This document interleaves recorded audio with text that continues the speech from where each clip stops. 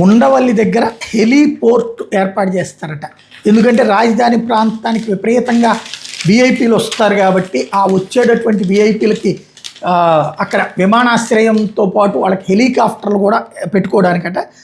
ఉండవల్లి దగ్గర helicopter landing కోసం హెలీపోర్ట్ ఏర్పాటు చేయబోతున్నారు.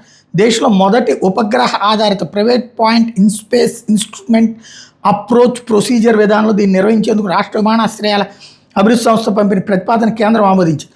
ఉపగ్రహ ఆధారిత వ్యవస్థలో ప్రతికూల వాతావరణ పరిస్థితుల్లో హెలికాప్టర్లు సురక్షితంగా ల్యాండ్ అవుతాయి. ఈ సాంకేతికతను ఎయిర్పోర్ట్స్ అథారిటీ ఆఫ్ ఇండియా అభివృద్ధి చేసింది.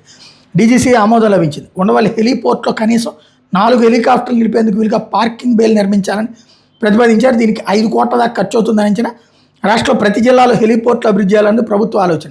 ఉండవల్లిలో నిర్మించిన హెలిపోర్ట్కి ప్రత్యేకత ఉంది. విమానాశ్రయం లాగానే హెలిపోర్ట్ చుట్టూ ప్రహరీ నిర్మిస్తారు. విమానాశ్రయంలో ప్యాసింజర్ టెర్మినల్ లాగే చిన్న నిర్మాణం ఉంటుంది. మిగిలిన చోట్ల హెలిప్యాడ్లు తప్ప ఇతర సదుపాయాలు ఉండవు. శాటిలైట్ నుంచి జీపీఎస్ సిగ్నల్ ద్వారా హెలికాప్టర్ని ల్యాండింగ్ చేస్తారు. ప్రస్తుతం వినియోగించే హెలిప్యాడ్లో వినియోగించే నావిగేషనల్ సదుపాయాలు దీనికి అవసరం లేదు. ఇక్కడే జోక్ ఏంటంటే ఎందుకు ఈ డబ్బులు తగిలేసుకోవడం నాకు అర్థం కాలేదు. రేపు ఎయిర్పోర్టే కడతామంటున్నారు, ఇంటర్నేషనల్ ఎయిర్పోర్ట్. హెలిప్యాడ్ అంటే హెలిపోర్ట్ ఎందుకు అంటే చిన్న సైజు మన బస్ స్టాండ్ లాగా హెలి బస్ స్టాండ్ అనమాట. అది ఈజీగా అర్థమయ్యే భాషలో చెప్పాలంటే. అంటే ఇప్పుడు చంద్రబాబు గారికి ఒక హెలికాప్టరు, పవన్ కళ్యాణ్ గారికి ఒక హెలికాప్టరు, ఆ తర్వాత లోకేష్ గారికి ఒక హెలికాప్టరు, అవి వాడతారు కాబట్టి అవి పెడతారు అక్కడ. ఎవడొచ్చి ఉండాలి ఉండవల్లిలో, ఉండవల్లి అనే ఒక పక్క పల్లెటూరు ప్రాంతంలో. అంటే ఇక్కడ భవిష్యత్ అవసరాలు రీత్యా వెరీ గుడ్. ఎయిర్పోర్టే వచ్చాక, ఇంటర్నేషనల్ ఎయిర్పోర్టే వచ్చాక ఎందుకు హెలిప్యాడ్, హెలికాప్టర్ ఎందుకు? ఇంకోటి గన్నవరం ఎయిర్పోర్ట్ ఉంది.